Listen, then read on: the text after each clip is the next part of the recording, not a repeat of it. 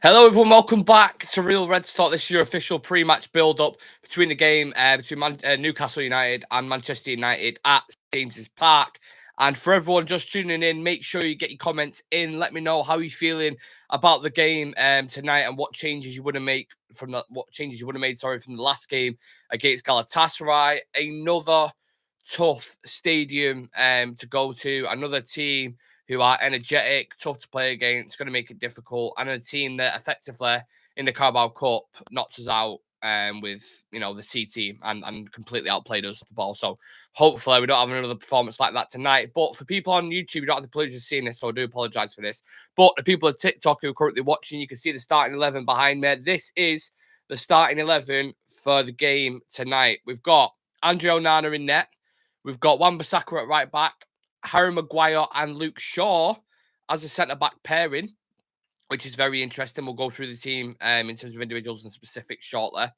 We then have Diego Dalot starting at left-back instead of Serge Reguilon. In the midfield, no Amrabat. So you've got Kobe Mainoo, McTominay, and Bruno Fernandes.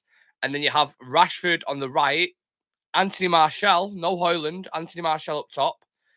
And then Alejandro Garnacho on the left-hand side. So how do we all feel about that team? A few surprises in there. I thought Højlund was sure to start. I thought Anthony after Galatasaray might start again. But then you have... I'll get into the attack in a minute anyway. I want to just go through the team like a fine-tooth comb. Obviously, starting with the goalkeeper, it's one of them, innit? There was a lot of people asking for Onana to be dropped, and rightfully so. The mistakes that he made against Galatasaray, or just in the Champions League in general, have just been horrific, haven't they? So a lot of people were calling for him to get dropped and buy a day, maybe to make an appearance. But if you know Erik ten Hag and you know what kind of manager he is, he's very, very stubborn. He doesn't like changing. He'll go against the grain consistently if he believes it's the right thing to do. So obviously he's stuck with the goalkeeper that he brought in. He saw the statistics that he was bringing up in the presser, and he was saying, he's second behind Alisson Becker in terms of shots saved and all these kind of things. So look, he obviously backs him. You want to back your goalkeeper because you need that confidence. You start dropping him and bringing different keepers in. So it makes sense a little bit to me. But having said that, if he makes another clanger tonight, then people are going to be on his back in it. So you are putting a lot of faith in this goalkeeper. But in fairness, he's done okay in the Premier League. He hasn't been too bad. Then you go to the back line. Wan-Bissaka at right back was a no-brainer for me. I thought I'd put him in my starting 11 when we did the preview yesterday. I just thought you got Anthony Gordon on that side. Isaac can drift out there. You need someone.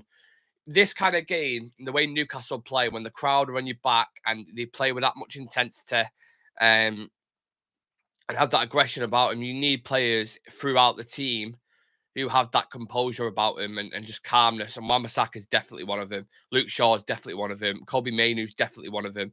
So I can see what he's going for. Martial, as much as people may not like him, he does have that calmness about him.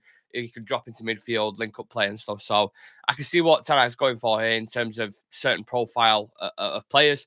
The centre-back partnership is very interesting. The actual partnership when Luke Shaw used to play left-back and Maguire used to play next to him under Ole wasn't the best. I weren't a fan of it. They both kind of got in each other's way and stuff. But as a centre-back, the last time we saw Luke Shaw as a centre-back, correct me if I'm wrong, what was it?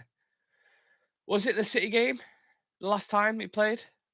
Someone remind me. Someone will know in the chat. I think it was a City game. I mean, he may have played a few times after that, but whenever he's played there, he looked really, really comfortable. So I expect to see the same again. And obviously, in terms of progression in first phase, Luke Shaw can be that guy. Onana can play it out to him, and he can kind of set that tone like Alessandro does.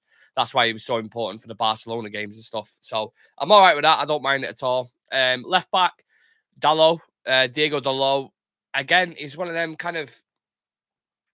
It's half and half because I remember watching him at left back against Arsenal. Pocketed Saka was fantastic. And then was it the Copenhagen game where he played at left back again and he was just shit, just absolutely atrocious. So he's very flippant. And you've got Almiron, who's a bit of a tricky customer, but likes to cut in on his left foot. So maybe that's what do you call it? What Erik ten Hag's thought process is behind that. He likes to cut in and maybe show him down the line a bit more. Or if he comes on his left, you're on your natural foot, aren't you? So maybe there's some kind of thinking behind that. The midfield, Kobe Mainoo was a no-brainer. Again, obviously, a very young kid. You don't want to have to rely on an 18-year-old. But when you look at the composure this kid has, he's like he plays with a wine glass. I think Chivy said when we was doing the post match review. He looks the part. He looks really, really good. Happy he's starting. St James's Park. Fucking hell, I can't speak. St James's Park. The atmosphere there is obviously like a cauldron, but he played at Everton where you had the 10-point deduction, and they was a bit leery, weren't they, for being honest, and he did absolutely fine there. So I have no qualms about him being good in this game. McTominay. We put a clip out about this yesterday. I don't know about Scott McTominay, to be honest with you. I understand he gets goals, but our attackers have started to score now. Could we have not played Amrabat and McTominay today? Let's see what you think. I know what my opinion is on it, but why will he not play Amrabat and Mainoo together? Why have we only saw Amrabat and Casemiro together for like 45 minutes? What is it? Is it just purely the goals that McTominay offers? Because apart from that, what else does he offer? I really don't understand it. So you guys tell me, talk to me.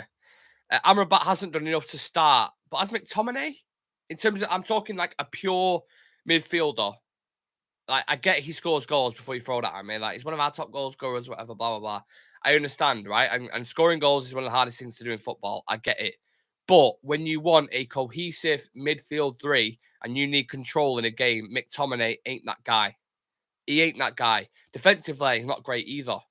I just think with Amrabat and Mainoo, you could have that that kind of solidified two pivots together. One can drop, one can go forward. One like Amrabat's not the best creative, let's say, for example, but he can still be that carrier. He can still get the ball forward. I don't get it. I don't get it. I just think you get more out of McTominay in terms of effort, just my opinion. But we don't just need just effort. And we need more than effort. If we wanted effort, we should have just kept Dan James, with all due respect.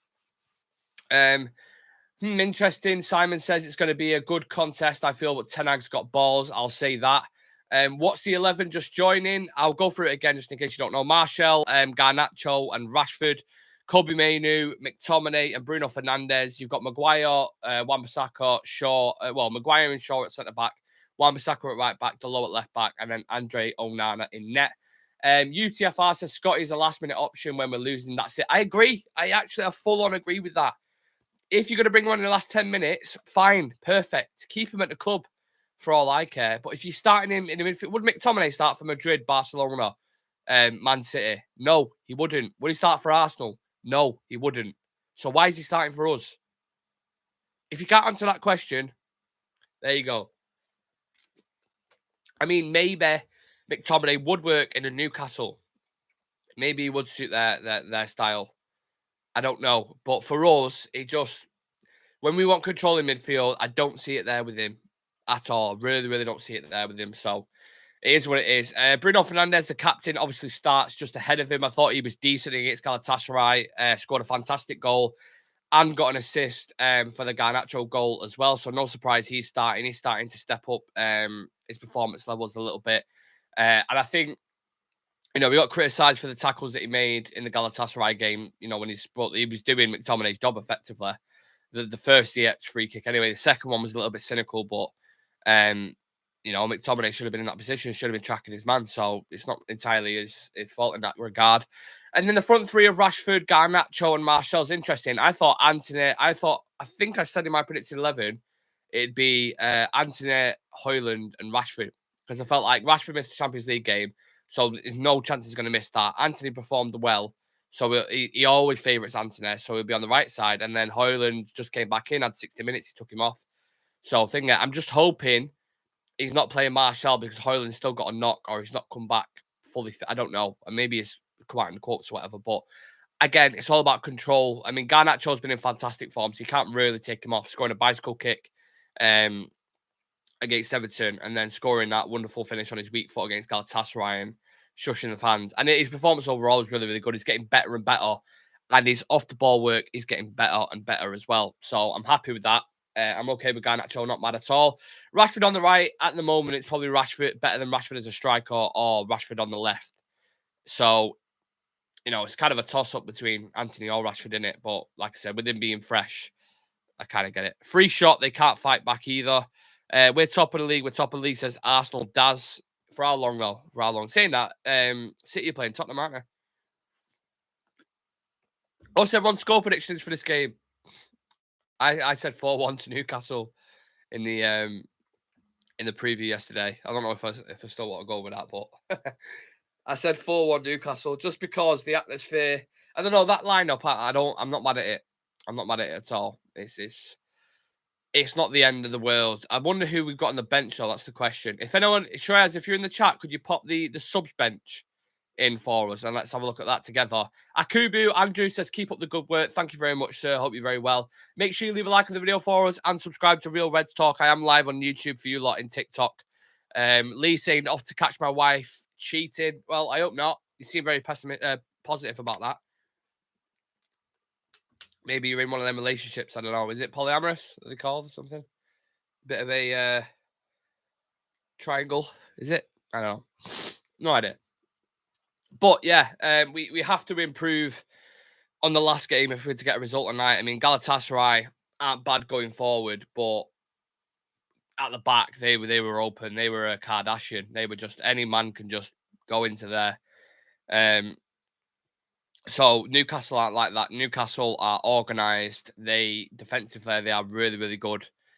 So it's not if you do get your chances, you need to fucking take them because PSG had a lot of chances against them but couldn't put them away. And look how that game ended. It only ended 1-1 because of a controversial penalty decision. And obviously, the Newcastle fans are going to have this kind of sense of injustice.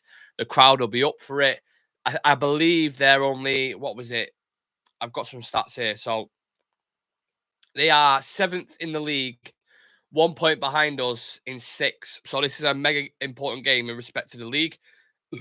Isaac, obviously being the one to watch. If he is starting again, I need to get the team up. But Isaac's one to watch. But likewise with Callum Wilson, they're both on 7 goals this season in the Premier League. As a team, in general, they've scored 31 goals and conceded 14. In the last 5 games, they've won 3, drew 1, and lost 1. So they're in good form, and they've played some tough teams in that run as well. For us, we've scored 16 and conceded 16, but we have won 4 out of our last 5 and haven't drew 1 game so far this season. Haven't drew 1 in the league. I mean, obviously we drew against Galatasaray, but in the Premier League, we haven't drew. So this could be interesting. I mean, I'd probably take a draw today, to be honest with you. I would take a draw today. It sounds, again, pessimistic. United fans should be believing we can go there and get a result, but I don't know. I hate going to Newcastle. It's one of my worst. If I was a manager of United, it's one of the grounds I think it's going to be tough today. It's going to be tough today. Crowd behind them, energetic. They press really, really well, organised. It's kind of our kryptonite a little bit. I remember the game last season, and it was just so hard to break down. And then when they got the ball, that they are all over you. So yeah, Amrabat and Mainoo should be our midfield. I agree, Jay. I was just literally saying this before. I agree. Better finisher than all of our strikers. Who is?